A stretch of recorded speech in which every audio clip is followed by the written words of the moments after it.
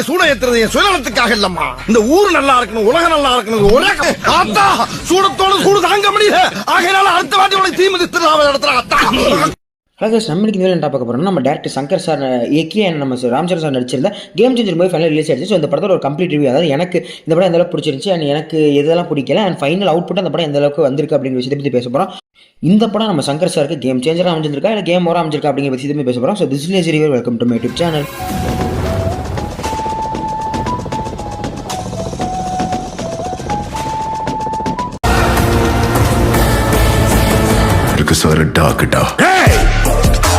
Game changer இந்த படத்தில் ஒன்றில் கேட்டிங்கன்னா ஒரு ஸ்ட்ரிக்ட் தப்பே நடக்கூடாதுன்னு நினைக்கக்கூடிய ஒரு ஸ்ட்ரிக்டான போலீஸ் ஆஃபீஸர் தான் நம்ம ஹீரோ. அவருக்கு ஒரு ஆங்கர் இஷ்யூவும் இருக்குது அண்ட் தப்பு மட்டுமே நடக்கக்கூடியன்னு நினைக்கக்கூடிய ஒரு ஸ்ட்ரிக்டான பொலிட்டிஷியன் தான் நம்ம எஸ் ஜே சூர்யா. இவங்க ரெண்டு பேருக்கும் நடுவில் மிகப்பெரிய கான்ஃப்ளிக்ட் கிரியேட் ஆகுது அண்ட் அதுக்கு இந்த கட்சிக்கும் ராம்சரனுக்கும் ஒரு சம்மந்தம் இருக்குங்கிறது தெரிய வருது. அதுக்கப்புறம் ராம்சரன் அவரோட அப்பாவோட கேரக்டர் பற்றி தெரிஞ்சுக்கிறாரு, அவரோட ஆசையை பற்றி தெரிஞ்சுக்கிறாரு. அதுக்கப்புறம் அவர் அப்பாவோட ஆசையை நிறைவேற்றினாரா இல்லையா, இந்த நாட்டை வந்து இந்த ஒரு போலியான ஒரு பொலிட்டிஷியன் கிட்ட இருந்து காப்பாற்றினாரா இல்லையா அப்படிங்கிற ஒரு கான்ஃபிடன்ஸ் தான் அப்புறம் ஆகிட்டு இருக்கும். இதான் ஒரு சிம்பிள் ஒன்லைன் அப்படிங்கிற மாதிரி சொல்லலாம்.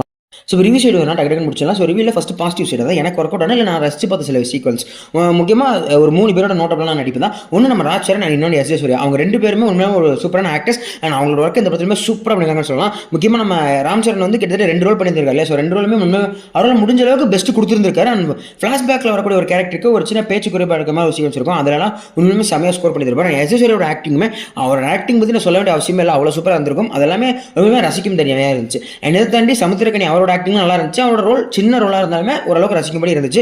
இதெல்லாம் தாண்டி இந்த படத்துக்கே ஒரு ஹியூமர் பில்லராக இருந்தது நம்ம ஜெயராம் சார் தான். ஸோ இந்த ஜெயராம் சார் வந்து இந்த படத்தில் இல்லை, அவரோட கேரக்டர் அப்படியே கட் பண்ணி தூக்கிட்டீங்கன்னா அந்த படத்தில் ஒரு காமெடி கூட இருக்காது. பிகாஸ் இவர் போடக்கூடிய கவுண்டர், இவர் செய்யக்கூடிய விஷயங்கள் மட்டும்தான் அந்த படத்தில் ஒரு காமெடி சீக்வன்ஸாக அமைஞ்சிருக்கு. அதை தாண்டி பண்ணக்கூடிய எல்லா காமெடியுமே கிரிஞ்சாவோ கேவலமாக தான் அமைஞ்சிருக்கு.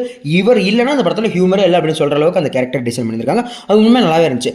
இதை தாண்டி இன்னும் பார்த்தோம்னா இந்த படத்தில் சினிமாட்டோகிராஃபராக திரு அவர் உண்மையுமே அவர் ஒர்க் சூப்பராக பண்ணியிருந்தார். முக்கியமாக கிளைமேக்ஸில் அந்த 100 பேர் ஃபைட்ஸாக இருக்கட்டும் அண்ட் ஹீரோக்கும் வில்லனுக்கும் கான்ஃப்ளிக்ட் வரும்போது அந்த கேமரா ஒர்க்ஸ் எல்லாமே உண்மையாக நல்லாவே இருந்துச்சு. அண்ட் அதுக்கப்புறம் விஷுவல் அந்த ஒர்க்ஸ் எல்லாமே இன்னும் நல்லாவே பண்ணியிருக்காங்க. அந்த ஆர்ட் ஒர்க்ஸ் இருக்கட்டும், அந்த விஎஃப்எக்ஸ் எல்லாமே ஓரளவுக்கு முடிஞ்ச அளவுக்கு நல்லாவே பண்ணியிருக்காங்க. முக்கியமாக சொன்னால் அந்த ஜருகண்டி சாங்ஸோட அந்த விஷுவல்ஸ் சூப்பராக இருந்துச்சு.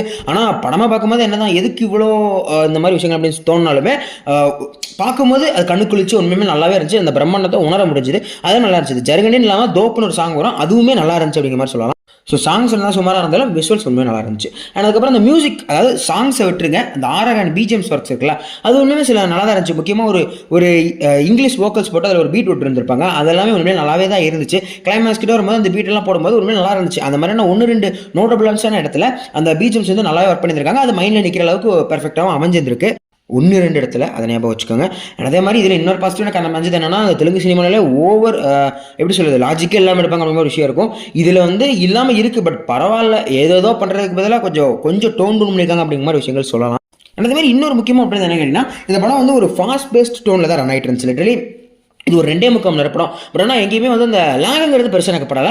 உங்களுக்கு திரும்பி பட்டிருக்கலாம். பட் என்ன பார்க்கும்போது அந்த ஹரிஸ்வர் படம் இல்லையா, அது ஒரு பக்கா மாஸ் கமர்ஷியலாக இருக்கும். ரேஸியாக அப்படியே படம் ஓடிட்டே இருக்கும், ஒரு ஃபாஸ்ட் பேஸ்டாக ரன் ஆகிட்டு இருக்க மாதிரி ஒரு ஃபீல் இருக்குல்ல. ஸோ அந்த மாதிரி அந்த படம் இருக்குது. 2.25 மணி நேரமாக இருந்தாலும் டக்குன்னு முடிஞ்ச மாதிரி ஒரு ஃபீல் இருந்துச்சு. ஸோ லாங்குங்கிறது பெருசாக எனக்கு எங்கேயும் வரல. 1-2 சீக்வன்ஸ் தவிர்த்து மற்ற எல்லா இடத்துலையுமே உண்மையிலுமே அந்த லாங்குங்கிறது பெருசாக வரலை. பிகாஸ் இந்தியன் 2வோட இன்டர்வல் சீனில் எந்திரிச்சு ஓடலாமான்னு யோசிச்சுட்டு இருந்தவன் இந்த படத்தில் இன்டர்வல் சீனில் ஓகேடா பரவாயில்ல அப்படிங்கிற ஒரு தாட்ஸில் இருக்குங்கிறதுனால அப்படி ஒரு ஃபீல் எனக்கு கிடச்சிது. ஸோ பாசிட்டிவோட தான் இப்போ நம்ம நெகட்டிவ் கிட்ட வந்துடலாம். அதாவது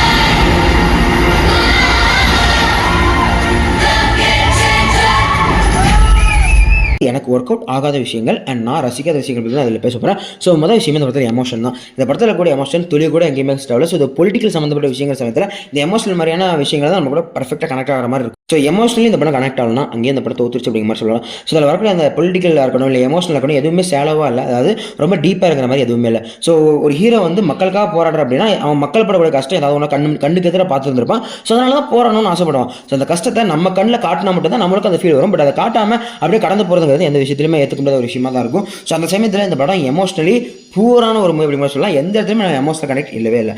அதே மாதிரி இந்த படத்தில் இருக்கக்கூடிய காமெடிஸ், அதாவது நம்ம முன்னாடி சொன்ன மாதிரி ஜெயராம் சாரோட காமெடி மட்டும் தான் அந்த படத்தில் ஒர்க்கடு காமெடி. ஜெயராம் சாரோட அந்த காமெடியெல்லாம் தூக்கிட்டிங்கன்னா மித்த எல்லாமே failed comedy or cringe comedy அந்த கேட்டகரியில் தான் அமையும். அந்தளவுக்கு மோசமாக இருக்குது அப்படிங்கிற சொல்லலாம். ஸோ ஜெயராம் சார் ஒருவேளை அந்த படத்தில் நடிக்கல இல்லை அவரோட கேரக்டர் அந்த படத்தில் இல்லை அப்படின்னா மொத்தமாக அந்த படத்தில் வந்த காமெடி அவ்வளவுமே ஃபெயிலியராக இருந்திருக்கும், இல்லை கிரிஞ்சுன்னு சொல்லி ஒதுக்கப்பட்டிருக்கும். அப்படி தான் எல்லா காமெடியுமே இருக்குது. அதே மாதிரி மியூசிக் சைடு அதை நான் பெருசாக உங்களுக்கு இன்னும் அடிக்க வேண்டியதில்லை, ஏன்னா ரிலீஸ் ஆன சமயத்தில் எல்லாமே இழுத்து அடிச்சிட்டிங்க. ஸோ அவ்வளோ 25 கோடி போட்டு மியூசிக் விஷுவல் எடுக்க தெரிஞ்ச உனக்கு ஒரு நல்ல டேரக்டர்லேருந்து ஒரு நல்ல பாட்டுருவாங்க தெரியலையப்பா அப்படின்னு சொல்கிற மாதிரி தான் இருந்துச்சு. லைக் விஷுவல்ஸ்க்கும் அந்த சாங்குக்கும் சொந்தம் இல்லாத மாதிரி இருந்துச்சு. அண்ட் அதே மாதிரி இந்த 75 கோடியுமே எனக்கு இந்த பிரம்மாண்டம்ங்கிற ஒரு விஷயமே ஒரு நெகட்டிவாக தான் பட்டுச்சு. இந்த ஜெர்கண்டியோட அந்த விஷுவல்ஸ் filmமே நல்லா தான் இருந்துச்சு, பார்க்கும்போது நல்லா தான் இருக்குது. பட் ஆனால் அதை நம்ம புதுசாக பார்க்கல. ஒரு டெக்கெட்க்கு முன்னாடி இந்த மாதிரியான ஒரு பிரம்மாண்ட விஷயத்தை பண்ணாங்கன்னா அவங்களாம் அப்போ தான் இருக்கிற மக்கள் அதை புதுசாக பார்த்தாங்க, அதனால் அவங்களுக்கு பிடிச்சிருந்துச்சு, ரசிச்சாங்க. பட் அதே திரும்ப லீனியராக கன்சிஸ்டண்ட்டாக அதை நம்ம சங்கர் சார் வந்து பண்ணிட்டு இருக்கும்போது அது கண்டிப்பாக நிறைய பேர் பிடிக்கல. அது ஒரு நெகட்டிவாக தான் படுது. ஒரு கதை டிமாண்ட் பண்ணாமல் இப்போ ஒரு பிரம்மாண்டம் காட்டுறதுங்கிறது ஒரு நெகட்டிவான விஷயமாக தான் பார்க்கப்படுது. அதே மாதிரி இதில் எந்த அளவுக்கு சில கேஸ்டிங்ஸுமே நல்லாவே இல்லை. முக்கியமாக சொல்லணும்னா அஞ்சலி வந்து ஒரு கேரக்டரை கேஸ்ட் பண்ணியிருப்பாங்க. அவங்க ஃப்ளாஷ்பேக்லேயும் சரி ப்ரெசன்ட் போர்ஷன்லையும் சரி அவங்க கேரக்டர் சுத்தமாக ஓட்டலை. ஃப்ளாஷ்பேக்கில் கூட ஏற்றுக்கலாம் அப்படிங்கிற மாதிரி ஒரு ஆக்டிங் கொடுத்துருப்பாங்க. பட் ப்ரெசன்ட் போர்ஷனில் அவங்களுக்கு ஒரு வயசான கேரக்டர் கொடுத்து ஒரு மாதிரி பண்ணது எல்லாமே சத்தியமாக ஏற்றுக்க முடியாத ஒரு விஷயமா இருந்துச்சு. இந்த படத்துலேயும் ஹீரோயின் வழக்கமாக அந்த பெரிய ஹீரோஸ் படத்தில் நடக்கிறது தான். ஒரு கிளாமருக்காகவும் ஒரு அப்பப்போ வரக்கூடிய ஒரு 4 சாங் 4 காமெடிக்காக மட்டுமே இந்த ஹீரோயின் கேரக்டர் அந்த படத்தில் வச்சிருக்காங்க. மற்றபடி எந்த ஒரு யூஸுமே இல்லாமல் இருந்துச்சு. இந்த படத்தில் எனக்குப்பட்ட மிகப்பெரிய நெகட்டிவே plot holes, continuity mistakes and logic mistakes தான். ஸோ இந்த மிஸ்டேக் கண்டிப்பாக இந்த படத்தில் இருக்க தான் செய்யுது. ஸோ லிட்டரலி மூலையை கழட்டி வச்சுட்டு பார்க்கக்கூடிய ஒரு ஃபன்னான மூவி அப்படிங்கிற மாதிரி சொல்லிடலாம். ஸோ இதில் நீங்கள் லாஜிக் எதிர்பார்க்க முடியாது, பிளாட் ஹோல்ஸ் இல்லாமல் இருக்குன்னு எதிர்பார்க்க முடியாது. அதே மாதிரி கண்டினியூட்டி மிஸ்டேக் கண்டிப்பாக இருக்கும். ஸோ படத்துக்கு போகிறது முன்னாடியே இது ஒரு மாஸ் கமர்ஷியல் மூவி அப்படிங்கிற ஒரு மைண்ட் செட்டுக்கு ஃபிட் பண்ணிட்டு போனீங்கன்னா மேபி பிடிக்கிறதுக்கான வாய்ப்புகள் கம்மியாக இருக்குது. அதே மாதிரி கார்த்திக் சுப்ராஜோட ஸ்டோரின்னு சொல்லும்போது கண்டிப்பாக புதுசாக ஏதாவது இருக்கும், அந்த மாதிரி பண்ணியிருப்பாரு அப்படிங்கிற ஒரு விஷயத்தை போய் பார்த்தா அப்படிலாம் எதுவுமே கிடையாது. பிகாஸ் ஸ்டோரி தான் அவர் பண்ணியிருக்காரு, ஸ்க்ரீன் பிளே வேறு ஒருத்தர் பண்ணியிருக்காரு. ஸோ அதனால் ஒரு லேம்னா பார்க்கக்கூடிய வழக்கம் நம்ம பார்த்து சலிச்ச ஒரு கமர்ஷியல் ஃபிலிம் டெம்ப்ளேட் தான் அதை கொடுக்கும். பட் எனக்கு எந்த இடத்துல இந்த படம் ஆறுதலாக இருந்துச்சு அப்படின்னு இந்தியன் 2க்கு இது எவ்வளோ பரவாயில்ல இருந்துச்சு. ஸோ இந்தியன் 2வோட அந்த இன்டர்வல்லையும் கிளைமேக்ஸ்லையும் எந்திரிச்சு உயிரை காப்பாற்று கையில் பிடிச்சிட்டு ஓடினவனுக்கு இந்த படம் ஓரளவு பரவாயில்லப்பா அப்படின்னு சொல்லி ஒரு நிம்மதி கொடுக்குது இல்லையா. ஸோ அதனால் ஒரு ஓகேவான ஃபிலிமாக அமைஞ்சிருந்துச்சு. ஓகே, இதோட வீடியோ முடிச்சுக்கலாம். நான் சொல்கிறேன் நினைக்கிறேன். ஏதாவது மிஸ் பண்ணியிருந்தால் கண்டிப்பாக கமெண்ட் சொல்லுங்கள். அதே மாதிரி இந்த படம் பார்த்துட்டிங்கன்னா உங்களோட ஒப்பீனியன் கண்டிப்பாக கமெண்ட் சொல்லியிருப்பாங்க. பிகாஸ் 2 பேருக்கு ஒப்பீனியன் கண்டிப்பாக மாறும். ஸோ உங்களோட ஒப்பீனியன் கமெண்ட் சொல்லியிருப்பாங்க, நானும் தெரிஞ்சுக்கிறேன். அண்ட் பார்க்காதவங்க நான் சொன்ன அந்த மைண்ட் செட், இது ஒரு மாஸ் மசாலா கமர்ஷியல் ஃபிலிம்ங்கிற ஒரு மைண்ட் செட்டில் பார்க்க கண்டிப்பாக பிடிக்கிறதுக்கான வாய்ப்புகள் கொஞ்சம் அதிகமாக இருக்குது. இந்தியன் 2க்கு இது எவ்வளோ பெட்டராக இருக்குது அப்படிங்கிற ஒரு தாட்சும் வரதுக்கான வாய்ப்புகள் அதிகமாக இருக்குது. ஸோ என்னோட ரேட்டிங் கேட்டிங்கன்னா 10க்கு 6 ஆர் 6.5 கண்டிப்பாக கொடுப்பேன். ஸோ ஓவரால் ஒரு one time fun watch movie தான் இருக்குது. ஸோ கண்டிப்பாக ஒன் டைம் செக் பண்ணி பாருங்கள். ஸோ வழக்கமாக நான் கேட்குறது தான், இந்த வீடியோ ஏதாவது ஃப்ளாஸ் இருந்தாலும் இந்த வீடியோ பற்றி ஏதாவது தாட்ஸ் இருந்தால் கண்டிப்பாக கமெண்ட் சொல்லியிருப்பாங்க. நான் தெரிஞ்சுக்கிறேன். பிகாஸ் இந்த ஃப்ளாஸ் நீங்கள் சொல்கிறத வச்சு தான் அந்த வீடியோ நான் இம்ப்ரூவ் பண்ண ட்ரை பண்ணிட்டு இருக்கேன். ஸோ கண்டிப்பாக கமெண்ட் சொல்லியிருப்பாங்க.